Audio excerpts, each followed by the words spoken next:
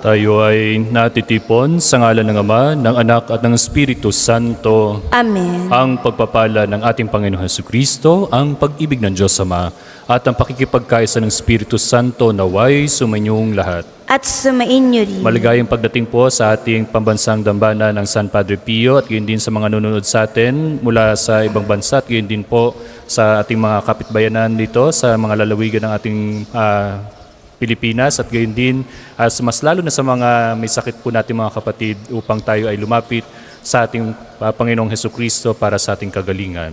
Mga kapatid, mga kapanalig, ngayon po ay Sabado na ikalabing-limang linggo ng karaniwang panahon at gayon din binibigyan din natin ang paggunita sa ating Inang Maria tuwing Sabado. Mga kapatid, aminin muna natin ang ating mga kasalanan upang tayo maging karapat-dapat gumanap sa banal na pagdiriwang. Tayong lahat, inaamin ko sa makapangyarihang Diyos at sa inyong mga kapatid, na lubha akong nagkasala sa isip, sa salita at sa gawa, at sa aking pagkukulang. Kaya'y sinasamo ko sa mahal na Birheng Maria, sa lahat ng mga anghel at mga banal, at sa inyong mga kapatid, na ako'y panalangin sa Panginoong ating Diyos. Kawaan tayo ng makapangyarihang Diyos, patawarin tayo sa ating mga kasalanan, at patnubayan tayo sa buhay na walang hanggan. Amen.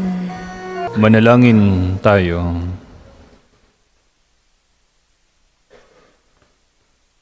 Ama naming makapangyarihan, ipagkaloob mong kami magkamit kailanman ng kalusugan at kagalingan sa aming katawan at kalooban, pakundangan sa pagdalangin ng laging Birhen, si Santa Mariang Mahal, kami naway mahango sa hapis sa kasalukuyan at makinabang sa kalwalhatiang walang katapusan. Sa pamamagitan ni Jesucristo, kasama ng Espiritu Santo, magpasawalang hanggan. Amen.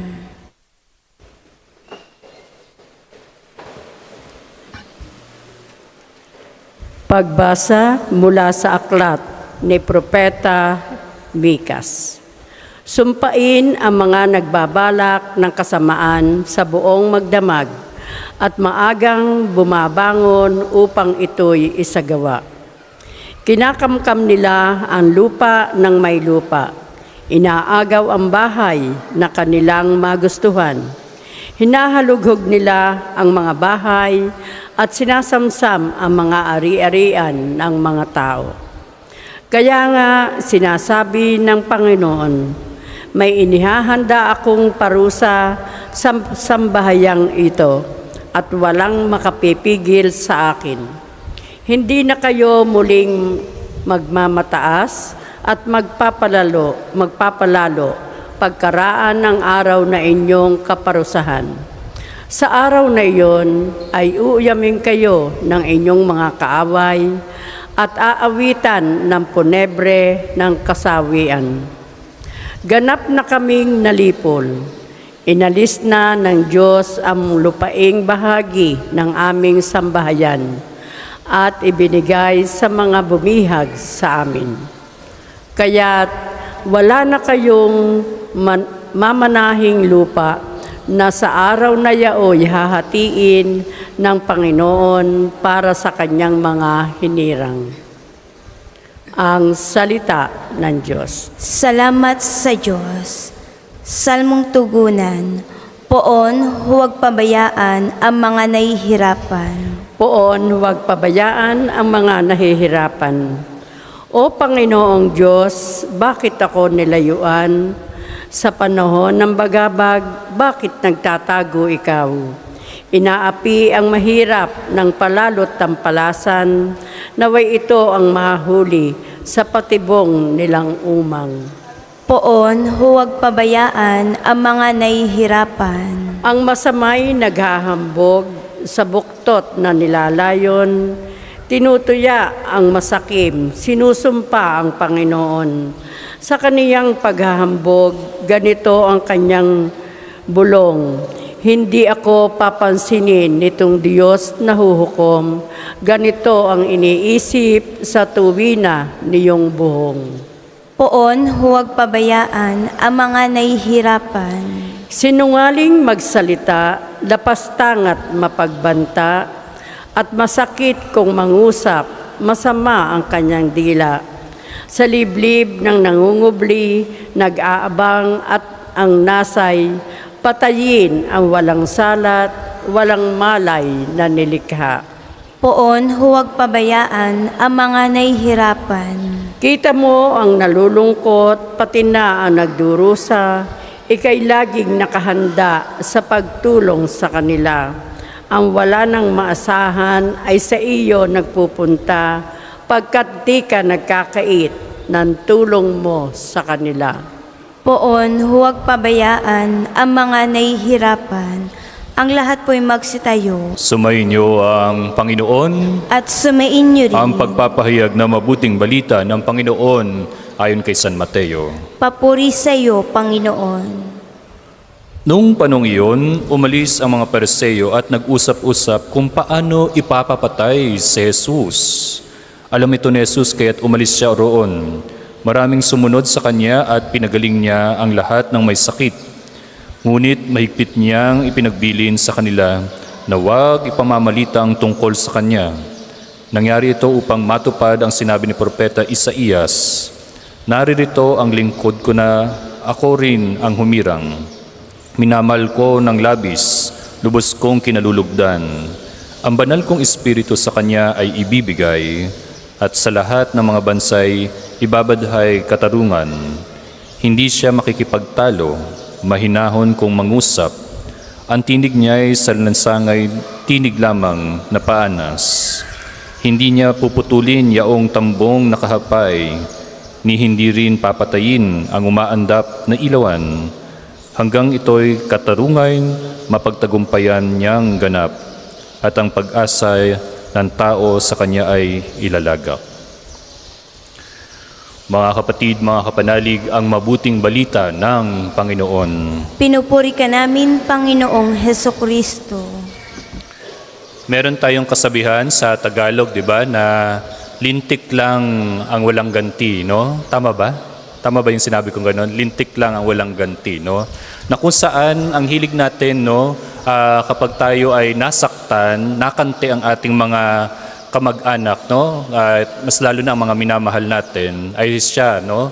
Ay ubusan talaga ng lahi, no? May isang lalawigan din yata ako nga napuntahan na gano'n, no? So, nasaktan lang, no? Or somehow may pagkakautang, ubus lahat ang lahi, no? Ngayon po ay napakinggan natin sa ating ebanghelyo na kung saan ang ating Panginoong Hesukristo ay hindi siya umiwas, no? Umiwas doon sa kanyang pagkakataon na siya ay ipapapatay na ng mga Pariseo at gayon din ng mga eskriba.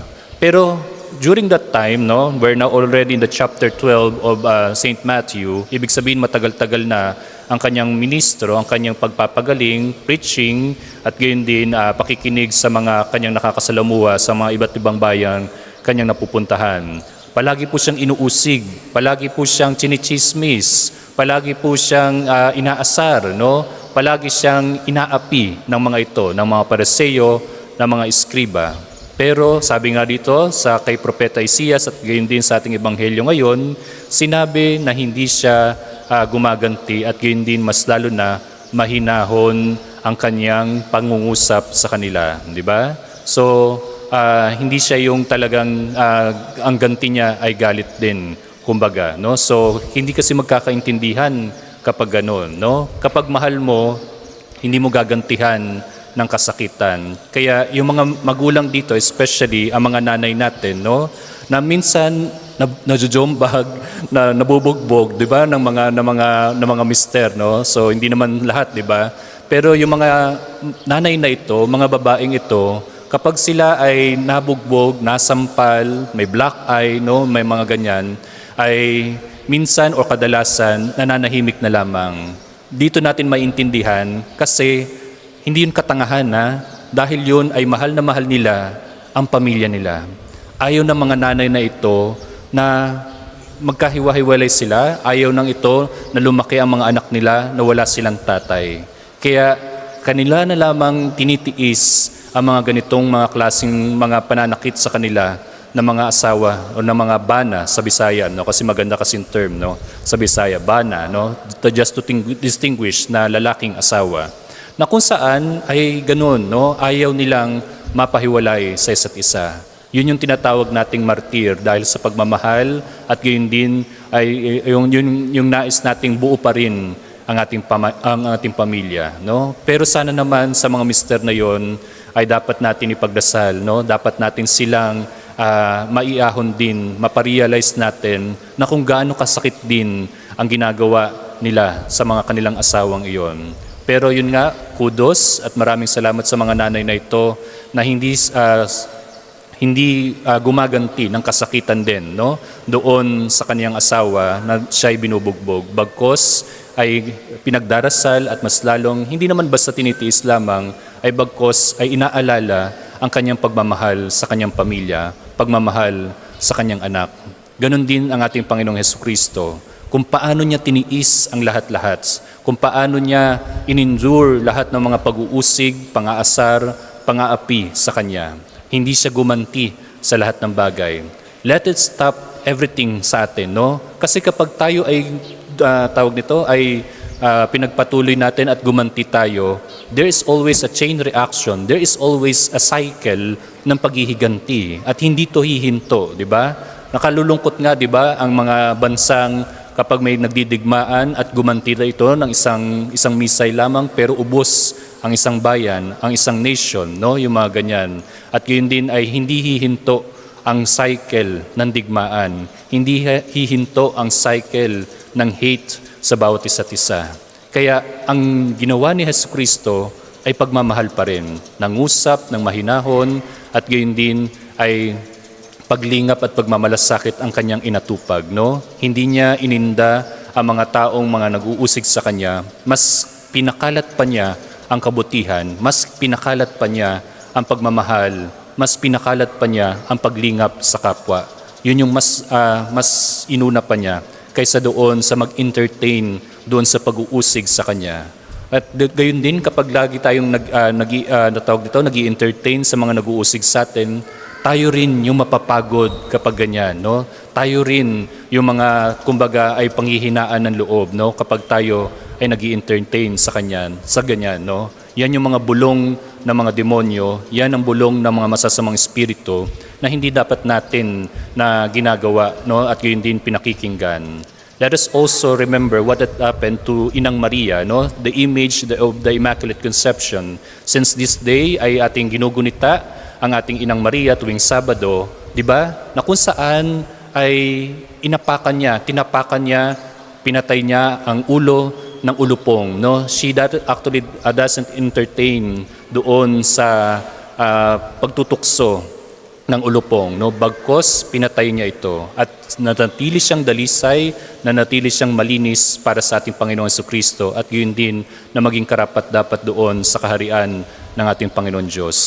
This gospel for the day, mga kapatid, mga kapanalig, ay isang imbitasyon sa atin, isang paanyaya sa atin na huwag tayong gumanti sa ating kapwa kahit gaano man kasakit ang ginawa nila, kahit gaano man kasama ang ginawa ng ating kapwa, kahit gaano kalalim ng turok ng kanilang pananaksak nila sa atin sa likod, ay huwag tayong gaganti ng kasamaan din sa kanila. Bagkos, katulad ng ginawa ng ating Panginoong Jesucristo, na nangusap ng mahinahon, nagdasal, nanalangin sa ating Panginoong Jesucristo na sila ay magbago. Kung hindi man sila magbago, pero ang ating pagpapanalangin ay pinagbabago tayo na ito, patungo sa pagmamahal, patungo doon sa paglingap sa ating kapwa. At gayon din, ihinto natin sa ating sarili ang lahat ng kasamaan na ito at huwag na natin ipagpatuloy. Bagkos, katulad ng ginagawa ng ating Panginoong Jesucristo, at gayon din ng ating amang makapangyarihan na sila'y mahabagin, na sila'y mapagmahal at patuloy na nagbibigay ng pagpapala, ng siksik, liglig at umaapaw sa ating lahat. Manalangin kayo mga kapatid upang paghahain natin ay kalugdan ng Diyos amang makapangyarihan. Tanggapin nawa ng Panginoon itong paghahain sa iyong mga kamay, sa kapurihan niya at karangalan sa ating kapakinabangan at sa buong sambayanan niyang banal.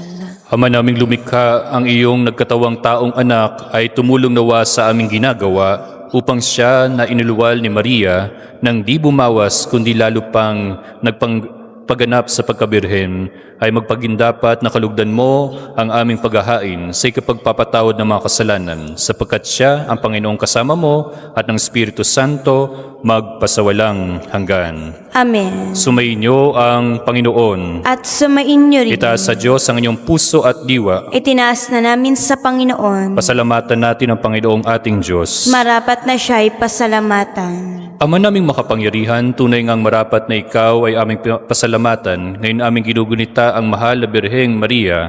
Bukod mong pinagpala sa babaeng lahat, ang mahal na Birheng totoong mapalad na iyong piniling maging ina ng iyong anak nung isugo mo siya bilang aming Mesiyas.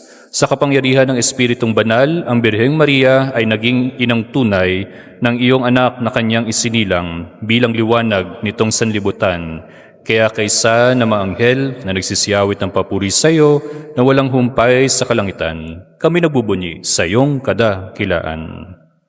Kung hindi kayang lumuhod ay manatili pong nakatayo ng may paggalang. Ama naming banal, ikaw mukhalanta ng kabanalan, kaya't sa pamamagitan ng iyong Espiritu, gawin mong banal ang mga kaloob na ito upang para sa amin maging katawan at dugo ng aming Panginoong Hesu Kristo.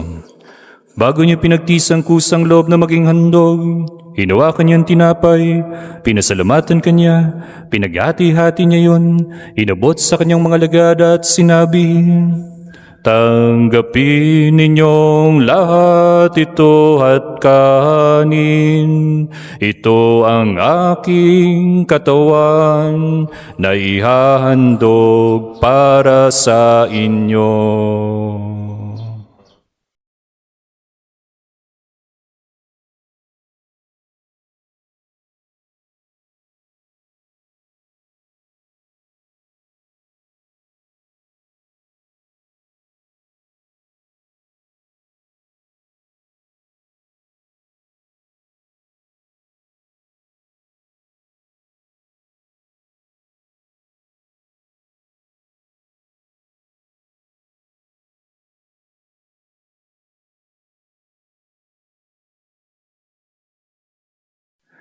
Gayun din nang matapos ang hapunan, hinawakan niya ang kalis at muli kanyang pinasalamatan.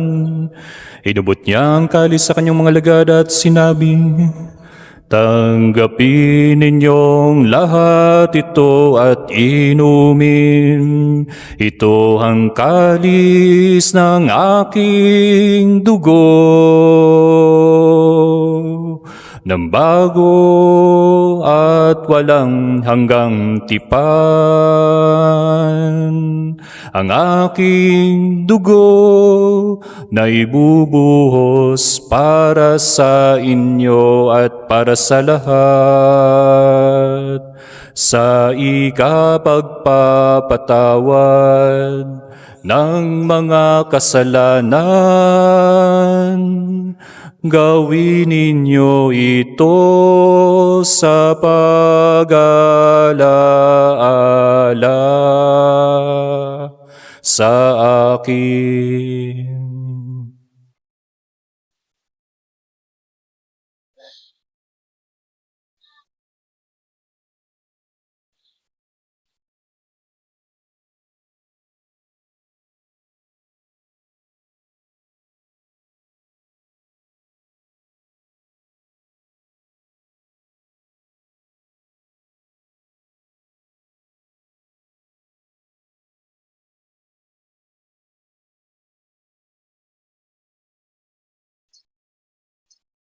Ipagbunyi natin ang misteryo ng pananampalataya. Si Kristo ay gunitain, sarili ay inihain, bilang pagkait inumin, pinagsasaluhan natin, hanggang sa siya'y dumating. Ama, ginagawa namin ngayon ang pag-alala sa pagkamatay at muling pagkabuhay ng iyong anak. Kaya tinaalay namin sa iyo ang tinapay na nabibigay buhay at ang kalis na nagkakaloob ng kaligtasan. Kami nagpapasalamat dahil kami iyong minarapat na tumayo sa harap mo para maglingkod sa iyo. Isinasamo namin kami magsalo-salo sa katawan at dugo ni Kristo ay mabuklod sa pagkakaisa sa pamamagitan ng Espiritu Santo. Ama, lingapin mo yung simbahang laganap sa buong daigdig. Puspusin mo kami sa pag-ibig, Santo Papa, ni Gilbert naming obispo at ng Tanang Kaparian, mga relyoso at relyosa at ang aming lingkod simbahan. Alalahanin mo rin ang mga kapatid naming nahimlay na may pag-asang sila'y muling mabubuhay. Ganyan din lahat ng mga pumanaw. Kaawaan mo sila at patuloyin sa iyong kaliwanagan. Kaawaan mo at panggidapatin kaming lahat na makasalo sa iyong buhay na walang wakas. Kaisa ng mahal na Birheng Maria, Nana ng Diyos, ang bulaklak at reyna ng Carmelo. Kaisa ng kanyang kabiyak ng puso na si San Jose. Kaisa ng mga apostol ni San Padre Pio at lahat ng mga banal na namuhay dito sa daigdig ng kalugod-lugod sa iyo, may pagdiwang nawa namin ang pagpupuri sa ikararangal mo sa pamamagitan ng iyong anak na aming Panginoong Heso Kristo. Per ipsum cum ipso en ipsum, est tibi Deo Patri omnipotenti, in unitati Spiritus Sancti, omnis honor et gloria, per omnia saecula saeculorum. Amen. Amen. Amen. Sa tagubili ng mga nakagagaling na utos sa turo ni Jesus na Panginoon natin at Diyos, ipahayag natin ng lakas loob. Hiniling namin kami adya sa lahat ng masama, pagkaluban ng kapayapaan araw-araw, iligtas sa kasalanan at ilayo sa lahat ng kapahamakan, samantalang aming pinananabikan ang dakilang araw ng pagpapahayag ng tagapagtas naming si Hesu Kristo. Sapagkat iyo ang kaharian at ang kapangyarihan at ang kapulian magpakailanman. Amen. Panginoong Hesu Kristo, sinabi mo sa iyong mga apostol, kapayapaan ang iniiwan ko sa inyo, ang aking kapayapaan ang binibigay ko sa inyo.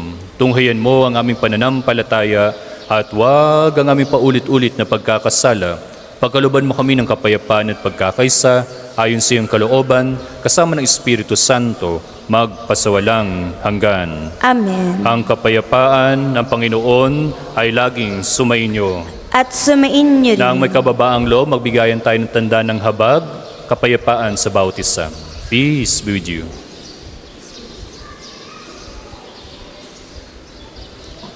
Sa pagsasawak nito, Kordero ng Diyos na nag-alis sa mga kasalanan ng sanlibutan, maawa ka sa amin.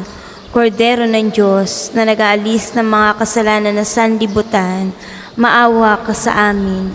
Kordero ng Diyos na nag-aalis ng mga kasalanan ng sanlibutan, ipagkaloob mo sa amin ang kapayapaan. Kung hindi kayang lumuhod ay manatili pong nakatayo ng may paggalang. Mga kapatid, mga kapanalig, ito ang mahabagin at mapagmahal na puso ni Jesus. Ito ang kordero ng Diyos. Ito ang nag-aalis ng mga kasalanan ng sanlibutan, mapalad ang mga riyan sa kanyang banal na piging. Panginoon, hindi ako karapat-dapat na magpatuloy sa iyo, ngunit sa isang salita mo lamang ay gagaling na ako. Ipagsanggalang nawa tayo ng katawan at dugo ni Kristo para sa buhay na walang hanggan. Amen.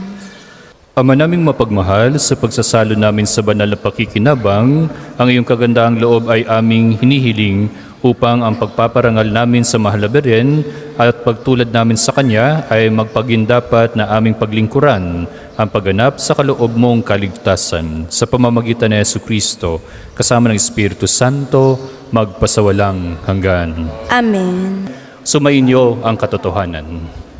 Sumainyo ang Panginoon At sumain niyo at rin. pagpalain kayo ng makapangyarihang Diyos, Ama, Anak, at ng Espiritu Santo.